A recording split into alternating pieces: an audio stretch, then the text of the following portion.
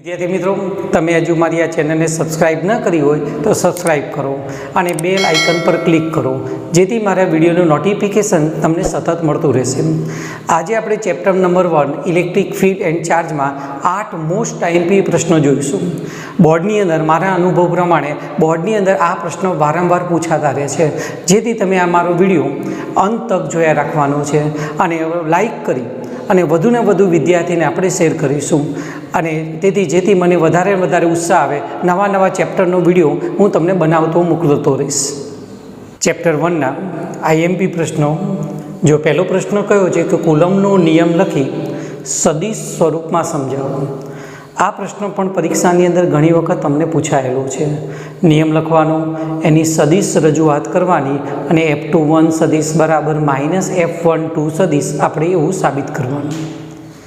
બીજો પ્રશ્ન છે વિદ્યુત ડાયપોલ એટલે શું? એટલે ડાયપોલની આકૃતિ, એની વ્યાખ્યા લખવાની અને તેની અક્ષ પર આવેલા બિંદુ પાસે વિદ્યુત ક્ષેત્રની તીવ્રતાનું સૂત્ર મેળવવાનું। એટલે આપણી અક્ષવાળી થિયરી અને વિદ્યુત ક્ષેત્રની તીવ્રતાનું સૂત્ર સાબિત કરવાનું। એ જ રીતે ડાયપોલ હોય, ડાયપોલની વ્યાખ્યા લખો અને આ પ્રશ્ન વિષુરેખાવાળો છે, આ અક્ષવાળો, અને આ વિષુરેખા પર કોઈ બિંદુ પાસે વિદ્યુત ક્ષેત્રની તીવ્રતાનું સૂત્ર મેળવવું, આ વિષુરેખાવાળી। અને લાસ્ટ 4 નંબરનો પ્રશ્ન આઈએમપી વિદ્યુત ફ્લક્સ એટલે શું સમજાવો। આ બધા પ્રશ્નો બોર્ડની પરીક્ષાની અંદર વારંવાર પૂછાયેલા છે। 5મા નંબરનો આઈએમપી પ્રશ્ન આપણો સમાન બાહ્ય વિદ્યુત ક્ષેત્રમાં મૂકેલા વિદ્યુત ડાયપોલ પર લાગતા ટોર્કનું સૂત્ર। સમાન વિદ્યુત ક્ષેત્ર હોય એમાં આપણે ડાયપોલ મૂકીએ અને ટોર્કનું સૂત્ર પુસ્તક મુજબ આપણે લખવાનું, એને જે સાબિતી આપી છે એ પ્રમાણે। 6 નંબરનો પ્રશ્ન યોગ્ય ઉદાહરણ લઈ અને ગૌસનો નિયમ મેળવો। એટલે કોઈ બિંદુવત વીજભાર હોય, આજુબાજુ ગોળાકાર કવચ રાખીએ, વીજભારને કેન્દ્ર તરીકે લઈએ, એ પ્રકારનું ઉદાહરણ લઈ અને ગૌસનો નિયમ આપણે સાબિત કરવાનો। અને આ બંને ગૌસના નિયમના બંને ઉપયોગો છે।